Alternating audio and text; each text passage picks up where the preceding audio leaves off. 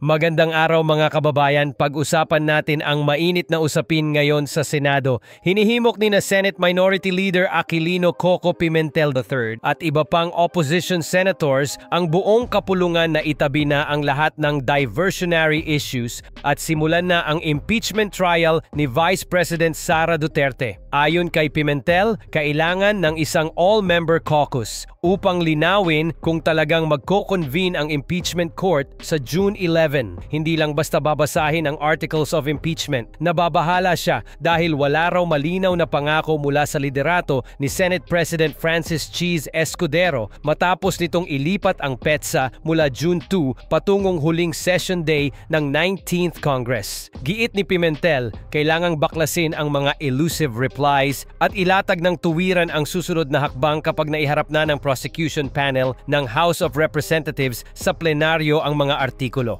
Kilala si Pimentel bilang isa sa mga senator judge na bumoto para ipatawang hatol kay dating Chief Justice Renato Corona noong 2012.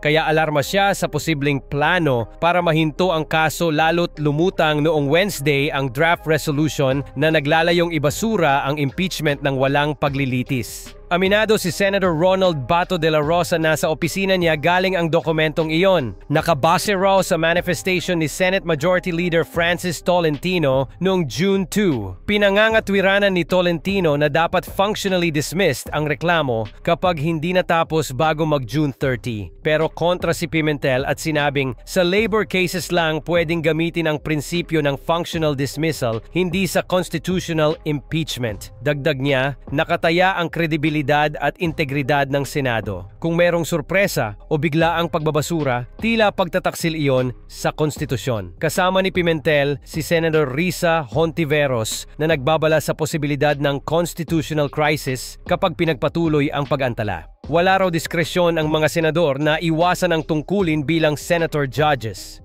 Kung ia-abort ang trial sa pamamagitan ng botohan, malalang pagbaluktot daw ito ng kapangyarihang nakasaad sa saligang batas at pagtaksil sa tiwalang ibinigay ng taong bayan. Pareho nilang kinontra ang pahayag ni Escudero na makahahadlang ang impeachment proceedings sa pagpasa ng priority bills. Sabi ni Hontiveros, wala pang isang oras ang kailangan para formal na mag-umpisa at 4 na buwan nang naaantala ang prosesong iyon. Maging si Senator Sherwin Gatchalian mula sa Majority Bloc ay nagsipaliwanag na hindi na kailangang pagbotohan kung tutuloy o hindi. Nakasaad sa konstitusyon na obligadong dinggin at tapusin ng Senado ang kaso hanggang magbigay ng hatol.